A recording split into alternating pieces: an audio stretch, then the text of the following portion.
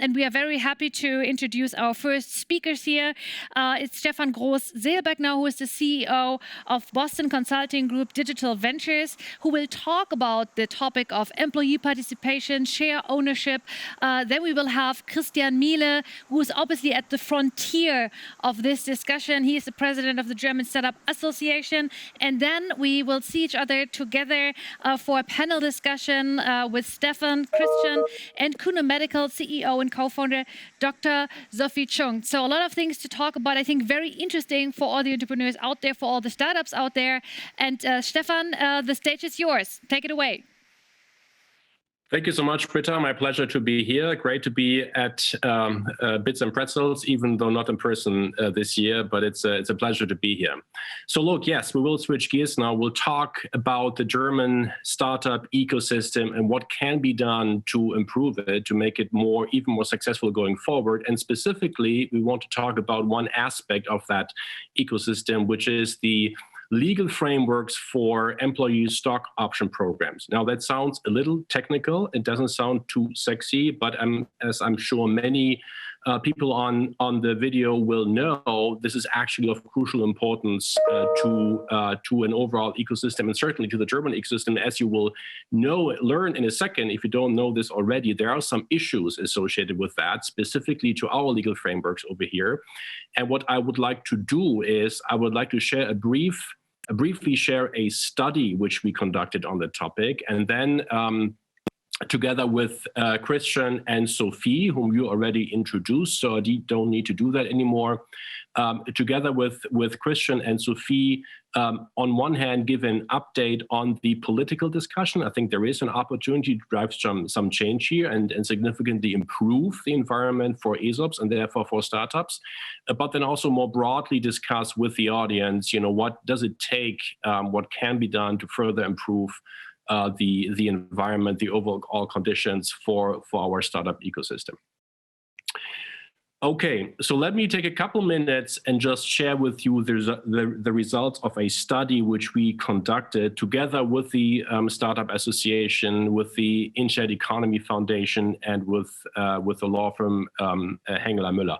We did a pretty large survey talking really to all major players of the ecosystem. We talked to employees, to investors, to many founders and other players and stakeholders here, really across a broad spectrum of sectors and really numerous companies, in order to understand the status quo and the challenges associated with employee stock option programs. And so the key results are the following. So first result, and that's not very surprising, yes, employee stock option programs are important. And it's like literally everybody says that, right? So every investor literally says, yes, they have a significant influence on the success. 9 out of 10 founders are saying the same thing, and 4 out of 5 employees are saying the very same thing as well. So everybody agrees that's important. That's not a surprise. Now, what has been a surprise is this data. So we asked the companies who participated in the survey, how many of you actually have an employee stock option program in place? And I think this is really interesting. 60%, 58% to be precise, do have an employee stock option program in place. 42% don't. Now that's already interesting. Even though literally everybody's saying it is important, still over 40% of startups do not provide any employee stock option program. So that's interesting.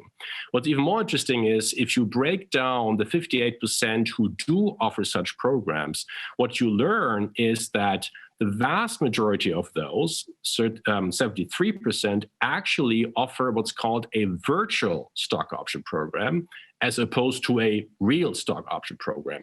Now, what does that mean, a virtual stock option program? A virtual stock option program actually is not a stock option program, but it's rather a bonus agreement where you agree with your employee that that employee will receive a bonus payment in case certain success criteria are met by the company. So it's actually not a situation where you hand out options or where you hand out stock, but you really do a bonus agreement and the employee receives a bonus in case the company is highly successful. Now, of course, you can structure these bonus agreements in a way which makes it quite attractive for people. So you can argue it's not a problem to have a virtual as opposed to a real stock option program.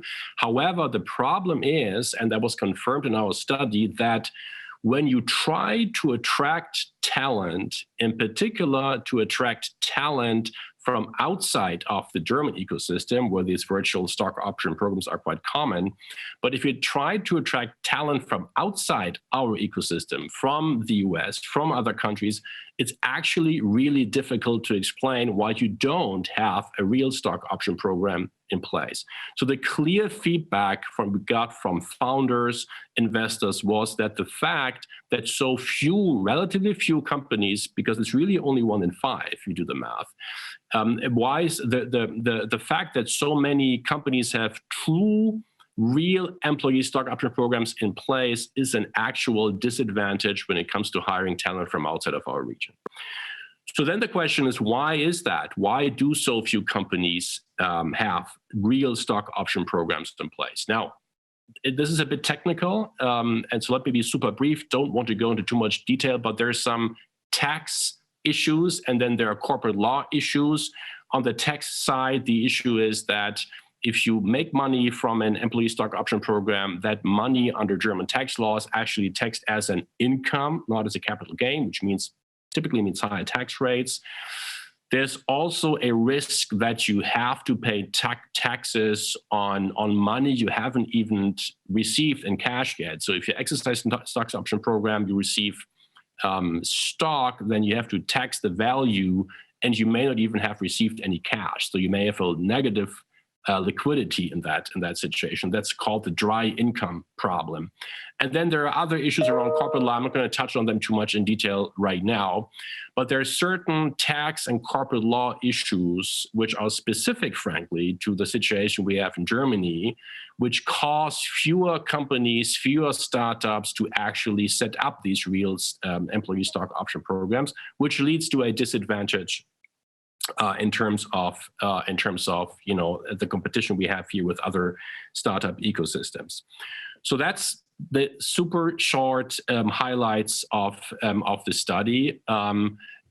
Just one more word. Why are these programs important? Well, they are important because they are an important source of funding for the ecosystem itself, right? So, we always look at Silicon Valley, and there's a lot to say about that, and there's, lots of high-profile companies and high-profile entrepreneurs coming from that region. But what really makes the Silicon Valley so strong is not the individuals, but it's the ecosystem. It's the thousands, literally thousands of founders, employees, advisors, investors, academics, specialists for tax and law and communication, what have you.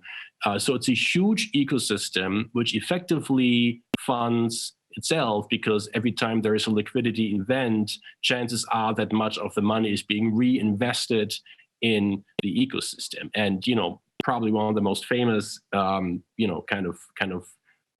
groups there is what's called the PayPal mafia. So the people who founded PayPal, which include people like Reid Hoffman, Peter Thiel, and others who have made the initial money selling PayPal to eBay, and then reinvested much of that money in ongoing companies, including companies like LinkedIn. Reid Hoffman was one of them, SpaceX, Tesla, and others.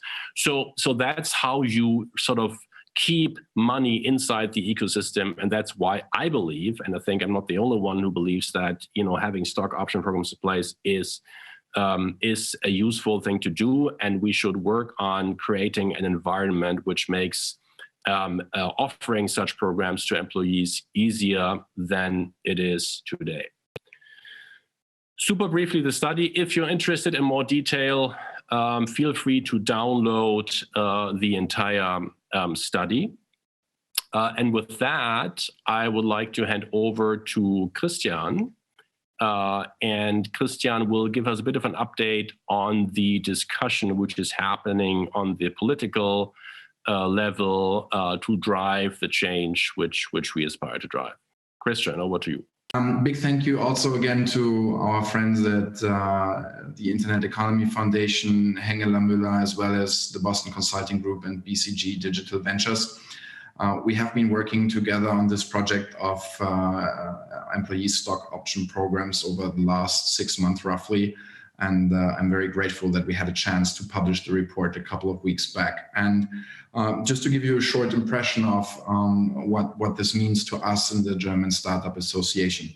When I took over last year, we decided that we want to focus on 2 different topics for the first year. The one would be the funding gap in the later stages, and the second one, and the priority topic clearly is the stock option programs.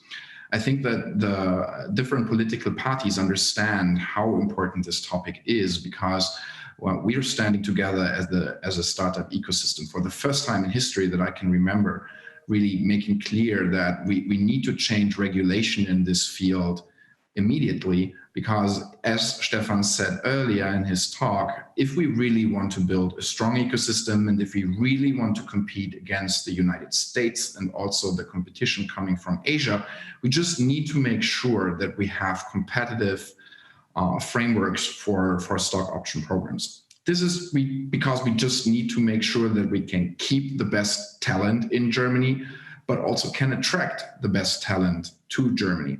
And I think that clearly in a time right now during COVID-19, it becomes apparent and very obvious again that Germany and Europe as an ecosystem is really attractive for many people to live. But at the same time, it is important that we just realize that there are still some structural disadvantages on the current regulation. So it feels like that we are making good progress with the political parties right now. It's obviously taking longer than we would all hope, but this is just simply because of the fact that the political process is definitely a different one from the startup processes that most of us are used to. So we have to respect that. But the overarching importance of stock option programs has been understood, and we feel like that we are making some good progress on those asks and requirements that we've issued together with our friends at the ASOP report. Basically, we said that we want to do 4 things and made 4 different proposals. Some are a little bit more ambitious, where we are pretty much aware of the fact that this would be a stretch for the German government, and others are very much realistic in our opinion. And I think that we will most likely going to touch base on some of these topics during the upcoming panel. But I can tell you that I feel like that within this year, we will still make progress on these things. We get strong signals from our Minister of Economy and our Minister of Finance, Peter Altmaier and Olaf Scholz, respectively, that they really seem to push this topic, and I hope that we will come to a really good conclusion here. So thank you everybody for helping, and let's keep pushing on this really important topic.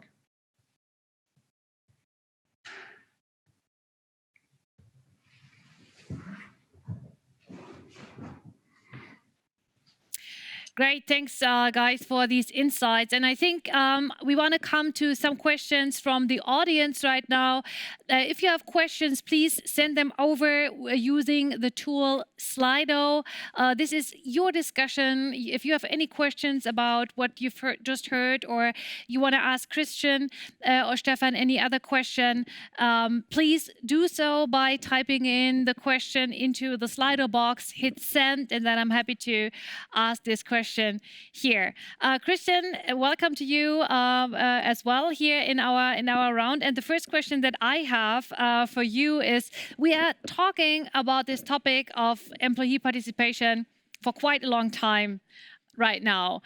Where do you see the most important challenges in pushing this topic through politically, and why isn't that moving any faster? So this is a very good question, and the topic of employee stock ownership programs isn't new. There's been many initiatives before, but I think it is the first time in the history of the German startup ecosystem that we have really put the focus on this topic and had a chance to be working together with BCG and BCGDV, the Internet Economy Foundation, and Hengela Müller to really prepare a professional report on this topic and make sure that the government understands the importance. So my answer to your question is that for the first time in the history of the German startup ecosystem, we've put the right emphasis and focus on the topic. And, coming to a topic that's obviously also on everybody's mind, it's the pandemic. It's how the government supported startup versus the traditional companies. We saw a lot of money going into the traditional economies, including Lufthansa and many others, getting billions in terms of help. The startup ecosystem got some financial support as well, but not as much as we thought might be possible. What's happening there? Why doesn't the government understand the value of really pushing and enabling this startup ecosystem? What's wrong there?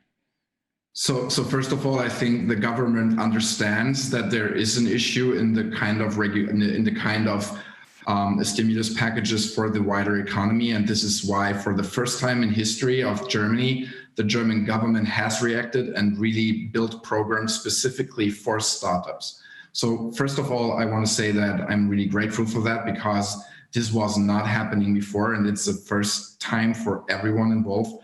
So even though that one could claim that those programs maybe took a little bit too long, and we could definitely argue if the size was right, if it's too small or too big, I'm happy to have this discussion with you. But at the same time, I would like to say that we have to be very, very thankful for the fact that the German government is even listening to what the startups need in Germany. And I can only tell you that from the inside of this whole debate going on for months, I felt like that there is a real interest in the government really helping the startups in Germany.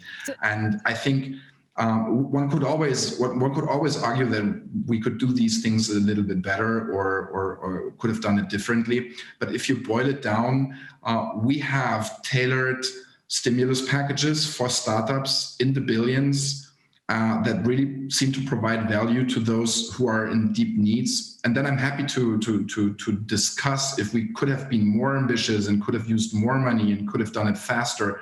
But I would also like to say that I'm really grateful that we have a government that is even thinking of startups in such a tough situation while the entire economy is basically in rotation. But shouldn't there be more? I mean, come on, we are both working in the startup ecosystem for a while now, and we both know that innovation, specifically the innovation that we need right now in in Germany, in Europe, comes from younger companies. I mean, I understand you talking to politicians many times, maybe, you kind of got their tone already a little bit.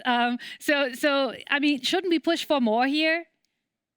I mean, what does more mean? I mean, look, there's roughly 6 billion being spent annually on the German startup ecosystem from VCs, and there's an additional 2 billion coming from the government right now. And there's many, many more billions coming up with the German Future Fund, the Zukunftsfonds.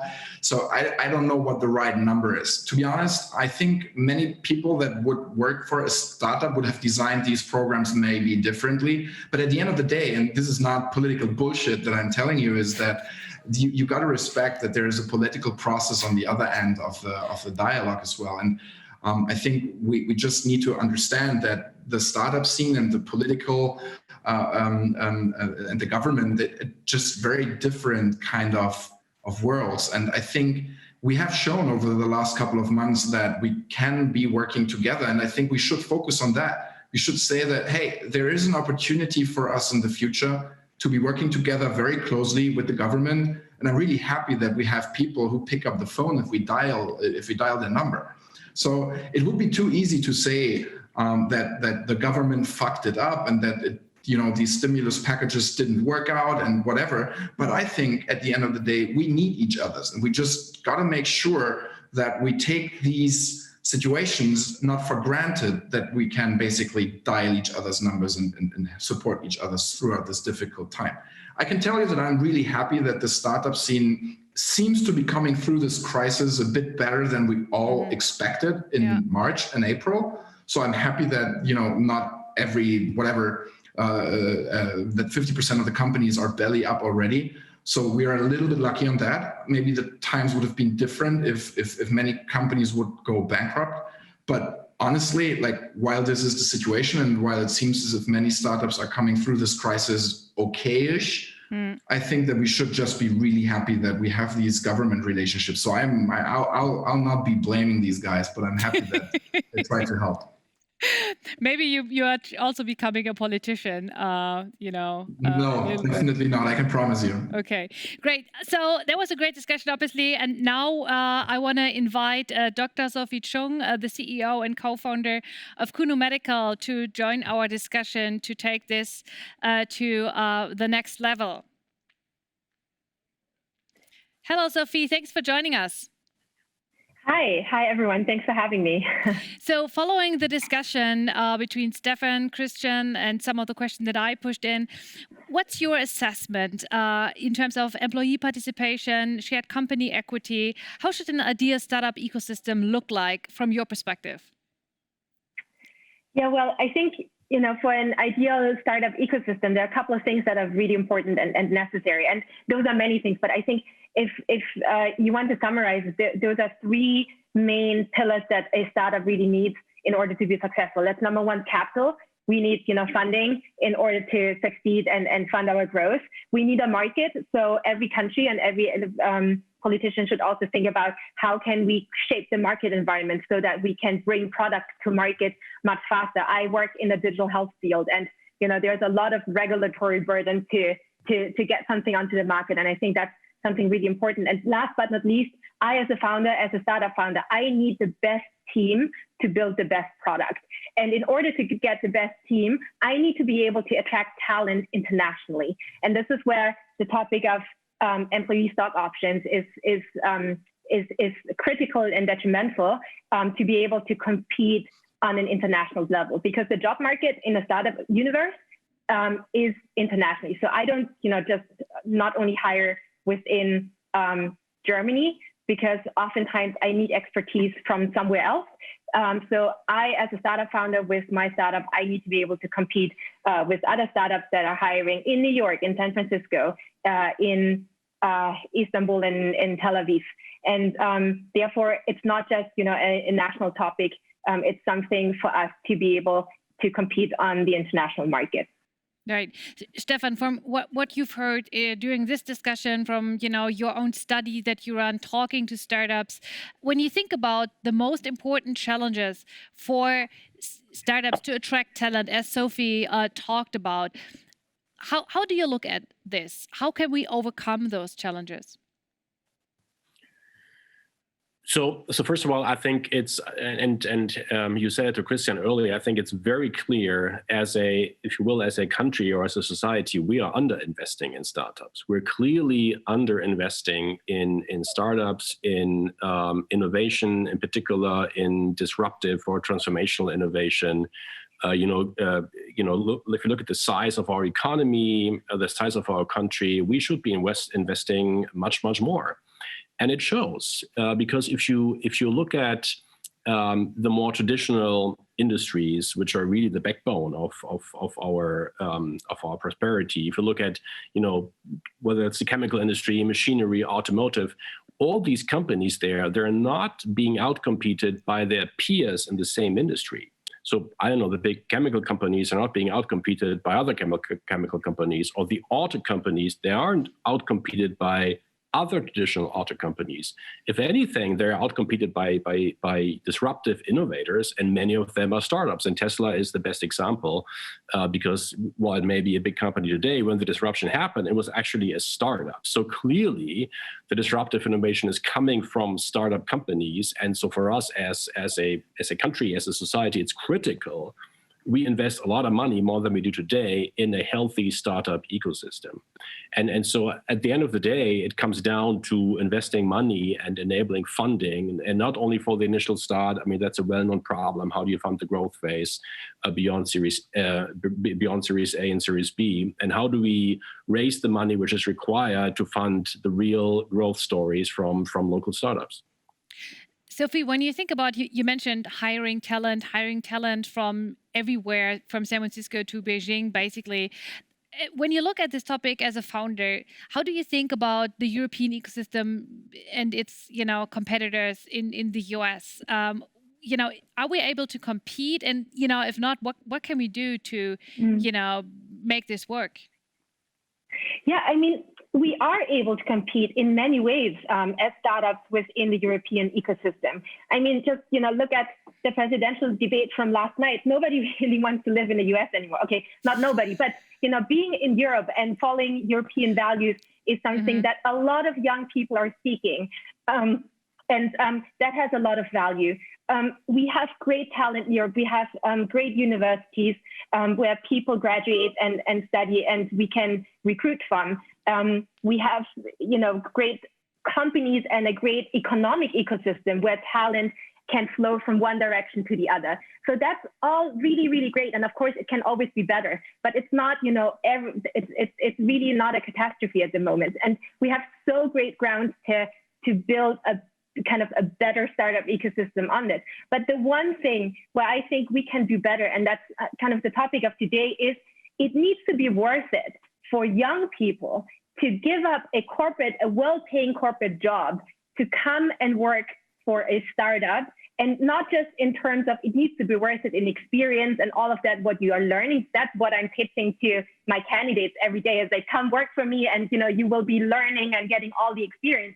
And at the end, it also needs to be worth it economically for a certain group of people. And I think that's something that, we shouldn't underestimate when it comes to career choices of people who are looking between different startups, but also making career choices between going into the startup industry or staying in the corporate world. Right, interesting. And I got the question here from the audience, and I think it's probably a good question for you, Christian, since it's a political question. Do you think that we are able to get this topic through the current legislative period? That's a tough one, and that's something that I'm trying to figure out as well. To be honest, if you ask me, I feel like it's probably going to take longer than until the upcoming elections, but I hope that we will have a clear guidance on where this will be going already this year. But I think until it is in place, it might take until the next elections. But that's just my gut feeling. I think things are always taking longer than we hope. And a question, I think that's probably for you, Stefan. It's from Garima Mittal. And the question is, it is quite expensive legally for a startup to implement shared ownership. Are there some resources that make it affordable for startups? Well, I think, so first of all, that's true. That's one of the issues. It is pretty costly to implement these programs. I think the way to change that is to establish and use standards. And that's one of the things we have discussed as a result of the study. Is there a way to form a kind of a partnership across the ecosystem where we agree on a set of standardized materials which we can provide startups with, so it becomes much easier and you have lower legal cost to implement such programs. So I think that will be an initiative worth pursuing, maybe a good idea for the Startup Verband to pursue. Christian, you want to add something? No, I think that Stefan nailed it, basically. Yeah. And the next question comes from Anna Bauer. How would the employee share ownership and equity work after startup stage is over and the company is shifting more towards, and now I'm missing, towards the corporate side? Is this question to me or Stefan? Yeah, probably to you, Christian. Yeah. I mean, so I think that in general, stock option programs in big corporations that are public are also still existing. So I think there wouldn't be a big change. For me, the real question would be how you can basically offer employee participation programs also for traditional companies, like not only for startups, because I think the idea behind stock ownership programs is something that should be widely applicable in the economy, not only for startups, but if you look into private companies and smaller companies, but also on public companies in the tech sector like Amazon or Facebook or Google, stock ownership programs are a daily business. It's something very usual. Is this something, Sophie, that employees approached you about and employees had questions about? And how did you address these questions as a founder? Yes, all the time. And also now that I'm very publicly speaking about this, believe me, at Qunomedical, everyone is coming up to me and say what's happening with my stock options, and that's a discussion I as a founder want to have, because in all this discussion we must not forget, why are these stock options so important? It's not just to be able to incentivize our team members financially in a different way, but by giving out part of the ownership of the company to the people who are actually working at the company, it aligns all the interests. It fosters entrepreneurial thinking. It really, gives motivation to people to go the extra mile and all of this. So as Christian said, that's not just good for startups. That should be good for any other company, but especially for startups at the very beginning, because on top of that, you won't be able to pay all your employees 6-digit figures just to get them on board. So for my employees, and it's something super important, and that's something that actually is a differentiating factor from my company to many other companies, because at Qunomedical, every employee gets is part of the virtual stock option program, no matter whether you are kind of a customer service employee, or if you're a coder, or if you work in marketing. I don't really care. As soon as you work full-time at Quno on a permanent contract, you will be part of our stock option program. Yeah, and I want to, in the last part of our conversation, I want to broaden the conversation a little bit more in talking, about the German startup ecosystem in these times more generally. Stefan, can you give us your ideas of, why a strong startup ecosystem is important for Germany, and what innovations you think have to be developed here? Well, I think a startup ecosystem is so incredibly important, because that's where the sort of the non-incremental innovation happens, right? I mean, if you look at the big platforms which have been emerging in the B2C space, they all come from North America or China, frankly, and hardly any of those come from Europe, whether that's in search, whether that's in social, whether that's in commerce. There are very few and very exceptions to this. And I sometimes see people saying, well, yeah, that's the consumer side, that's never been our strength, but we're good in B2B, we're good in industry, and that's where we are going to be successful. But the truth is, if you look at what's happening on that side, it's really, again, the so-called hyperscalers, the big cloud companies, which the Microsofts, the Amazons, the Googles, the Alibabas in Asia, and they're the ones that go well beyond just sort of holding your data in the cloud. They go deep in the value creation of industrial companies, and so there again, there's not a single European company out there competing on that level, and so I just believe it's you can always call it a piece of infrastructure. It's critical that part of innovation, which is driven through these technologies, that we continue to play a role there.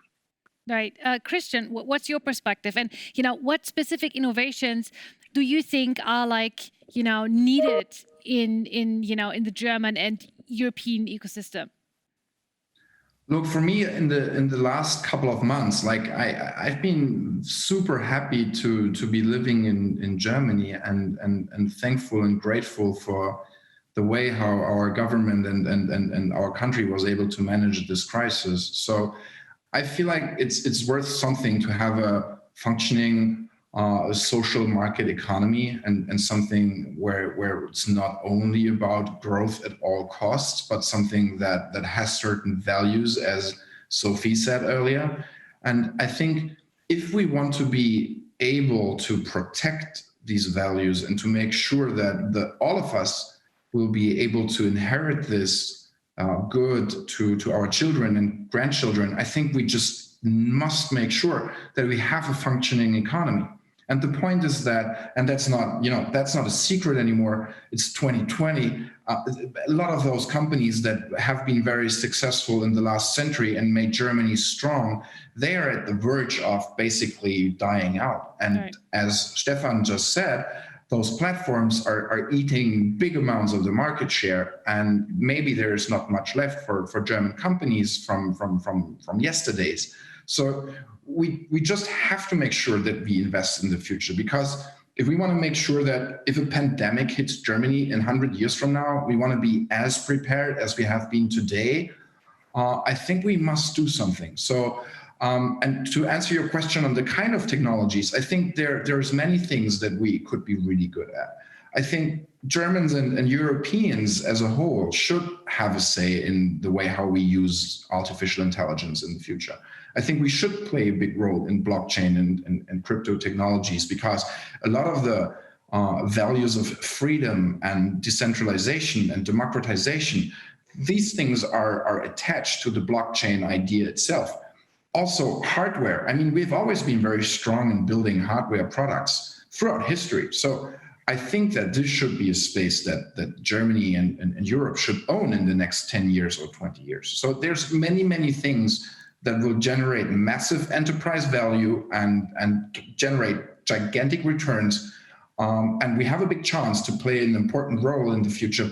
But it's time. It's really time to invest and do something about it, because otherwise there is a chance that when the next pandemic hits us in 120 and 100 years from now, we might not be in a good position.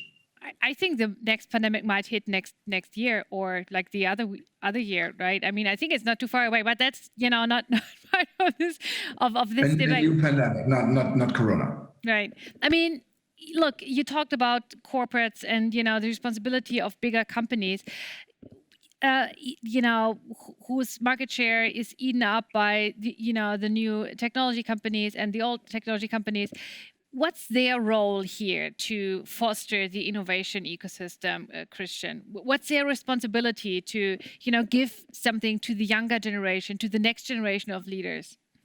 So I think that it's a give and take. I think that the startup scene, as well as the classic corporations and family businesses, they can both learn a ton from each other. I think that startup entrepreneurs can and should learn a lot from the traditional family businesses when it comes down to sustainability and